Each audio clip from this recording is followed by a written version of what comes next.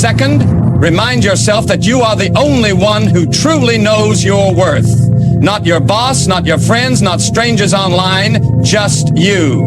And if you start believing in yourself, you'll notice something interesting. People will follow your lead. The world mirrors what you project.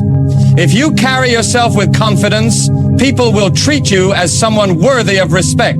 But if you're constantly second-guessing yourself, constantly worried about what others think, people will pick up on that too. And finally, remember that confidence isn't about never failing, never getting rejected, or never making mistakes.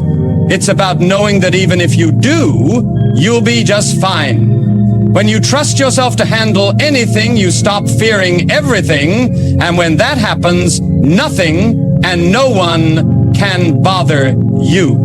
Most people spend their lives chasing approval, whether they realize it or not. They dress a certain way, speak a certain way, act a certain way, all because they're worried about what others might think. And the problem with that, it puts your happiness in someone else's hands.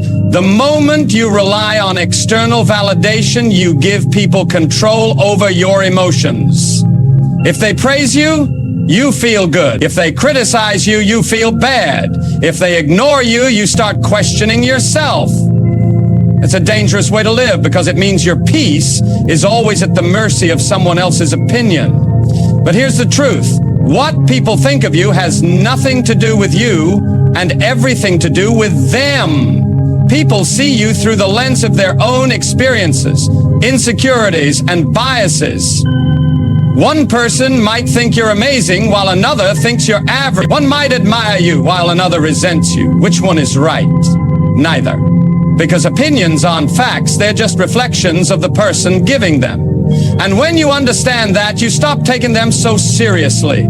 The need for approval is something we're conditioned into from a young age. We're taught to seek gold stars, good grades, and pats on the back. But at some point, you have to break free from that. You have to realize that living for approval is a losing game because no matter what you do, you'll never please everyone. You could be the kindest, most hardworking person in the world, and someone will still find a reason to criticize you.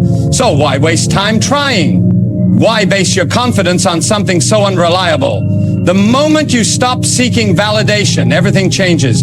You start making decisions based on what you truly want, not on what will impress others. You stop overthinking how you come across. You stop walking on eggshells, afraid of upsetting people. And ironically, that's when people respect you the most. When they see that you don't need their validation to feel secure. Because confidence is magnetic. The more secure you are in yourself, the more others are drawn to you. Now, does this mean you ignore feedback completely? Of course not. Growth comes from learning. But there's a difference between considering constructive feedback and being dependent on approval. One helps you grow, the other keeps you trapped. The key is to filter what you let in. If feedback helps you improve, take it. If it's just noise, let it go. And here's the real power in letting go of external validation. You become immune to manipulation. People can't guilt trip you, pressure you, or control you when their opinions no longer dictate your self-worth. You stop fearing rejection. You stop needing to prove yourself. And when you reach that point, you become truly free. At the end of the day, your life is yours to live. Not your parents, not your friends, not society's, yours. The question is, are you going to live it for yourself or for the approval of people who may not even care tomorrow? Once you answer that, nothing and no one will ever bother you again. Perspective is everything. The way you see a situation determines how you feel about it. Two people can go through the exact same experience, yet one walks away angry and frustrated while the other stays calm and unbothered. Why? Because one of them knows how to shift their perspective. The ability to control how you see things is one of the most powerful tools you can have. It can turn stress into a challenge, frustration into an opportunity, and offense into nothing at all. Most people don't realize they have this power. They think emotions happen to them. They believe that if someone is rude, they have to get angry. If something goes wrong, they have to feel upset. But that's not true. It's not the event that causes the reaction. It's the way you interpret it. And that means you can change your response just by changing the way you look at it. Take criticism, for example. Someone says something negative about you, and your first instinct might be to feel offended, to defend yourself, to prove them wrong. But what if you stepped back and looked at it differently? What if, instead of taking it personally, you saw it as information? Either it's useful feedback that can help you improve, or it's meaningless noise that says more about them than it does about you. Either way, there's no need to get upset. When you see criticism as either helpful or irrelevant, it loses its power over you. The same goes for dealing with difficult people. Some people are negative, rude, or just plain annoying. But instead of letting them ruin your mood, what if you saw them as a test of your patience? What if, instead of reacting emotionally, you use them as practice for staying calm and in control? Suddenly, they go from being a source of frustration to a tool for your growth. The moment you stop seeing them as obstacles and start seeing them as lessons, they stop bothering you. And here's something to think about. How often do we stress over things that won't even matter a year from now? A rude comment, a minor inconvenience, a moment of embarrassment. We let these little things consume our thoughts, waste our energy, and ruin our day. But if it's not going to matter in the long run, why let it steal your peace now? When you learn to zoom out, to take a wider perspective, you realize that most of what upsets you is temporary and insignificant. It's easy to think that other people are responsible for our emotions. Someone cuts us off in traffic and we say they made us mad. A coworker says something rude and we claim they ruined our day. But the truth is, no one has that kind of power unless we hand it to them. No one can force you to feel anything, anger, frustration, irritation, without your permission. Once you truly understand that, you become untouchable. Think about it. Have you ever seen two people react completely differently to the same situation? Maybe one person shrugs off an insult while another stews over it for days. The difference isn't in what happened, it's in how they chose to process it. And that's the key. How you respond to life is always your choice. When you get angry, it's not because of what someone said or did. It's because in that moment, you decided to let it get to you. Now, some might say, but I can't help it. When someone disrespects me, I just explode. That's not true. You've simply built a habit of reacting that way. And like any habit, it can be changed. Imagine if every time someone tried to push your buttons, you paused for just a second. That brief moment gives you power. Instead of reacting automatically, you step back, take a breath, and decide, is this even worth my energy? Most of the time, the answer is no. Let's put this in perspective. Suppose someone walks up to you and hands you a gift, but you refuse to take it. Who does it belong to? Still them, right? The same thing applies to negativity. If someone throws anger, criticism, or insults your way, you don't have to accept them. You can just leave it with them. That's their baggage, not yours. Now, this doesn't mean you let people walk all over you. It doesn't mean you tolerate disrespect. It simply means you don't let other people dictate your peace. If someone tries to offend you and you don't get offended, who really lost? They did, because their goal was to get under your skin and they failed. Think about the strongest, most respected people you know.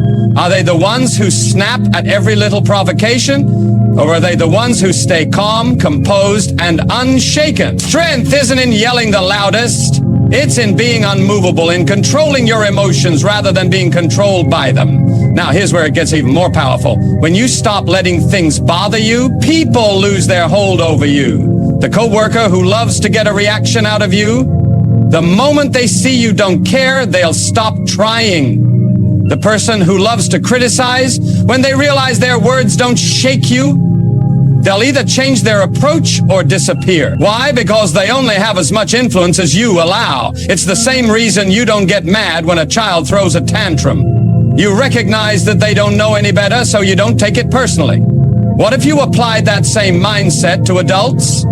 What if, instead of taking offense, you saw their negativity as a reflection of them, not you? You'd stop wasting energy trying to fight battles that aren't even yours. At the end of the day, life becomes much easier when you realize that you, not your boss, not your family, not strangers on the internet, are in charge of your emotions. And when you master that, you'll never be easily shaken again. Confidence is like armor. When you have it, the words and actions of others can't pierce you. But when you lack it, every little thing feels like an attack. That's why some people are easily offended, constantly on edge, always feeling disrespected. It's not because the world is against them. It's because deep down they're not sure of themselves. When you know who you are, when you trust yourself completely, nothing anyone says can shake you. Think about the last time someone's words got under your skin. Why did it bother you? Was it because what they said was true, or was it because some part of you feared it might be? That's what most people don't realize. Insults only sting when they touch a wound that already exists. If you called a lion weak, it wouldn't flinch. Why? Because it knows what it is. It doesn't need anyone's validation. But if you call an insecure person weak, they'll get defensive, maybe even angry. Not because they're actually weak, but because they haven't fully convinced themselves that they're strong. That's why building confidence is the key to never letting people get to you. When you believe in yourself, you stop looking for outside approval. You don't need people to like you. You don't need their opinions to define your worth. And the moment you stop needing it, you become untouchable. Because the truth is, most people try to bring others down simply to make themselves feel bigger. But when you refuse to be affected, when you stay grounded in who you are, their power over you disappears. Now, confidence isn't arrogance. It's not about thinking you're better than anyone else. It's about knowing that you don't have to prove anything to anyone. A confident person doesn't need to fight every battle. They don't need to argue to be right. They don't need to defend themselves over every little thing. They know who they are, and that's enough. And when you reach that level of self-assurance, life gets a lot easier. You stop overthinking what people think of you. You stop taking things personally. You stop letting small comments turn into big problems. But here's the catch. Confidence isn't something you're born with. It's something you build. Every time you stand by your decisions, every time you refuse to let someone else's negativity define you, you reinforce it. It's like a muscle. The more you use it, the stronger it gets. And the stronger it gets, the less anything or anyone can shake you. So how do you start? First, stop seeking approval. The moment you realize you don't need validation, you take back control. If someone criticizes you, let them. If someone doubts you, let them. Their opinion doesn't change your reality. And the irony is, the more you stop caring about what people think, the more they start respecting you. It's not always easy to shift perspective in the moment, but it's a skill worth mastering. The next time something annoys you, pause for a second and ask yourself, is this worth my energy? Most of the time, you'll realize it's not. And when you do that often enough, when you train yourself to step back and see the bigger picture, you become unshakable. Because in the end, it's not about controlling what happens around you. It's about controlling how you see it. And when you master that, nothing and no one can bother you again. There's a simple truth most people overlook.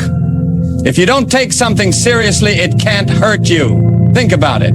The things that bother you the most are the things you give the most weight to. If someone insults you and you take it personally, it stings. But if you laugh it off, if you don't let it register as important, it loses all its power. Humor and indifference are two of the greatest shields you can carry in life because they make you untouchable. People who go through life easily offended, always on edge, constantly looking for a reason to be upset, those are the ones who suffer the most. Not because the world is any harder on them than anyone else, but because they let everything in. They absorb negativity like a sponge instead of letting it bounce off. And here's the thing, there will always be negativity. There will always be people who criticize, annoy, and try to provoke you.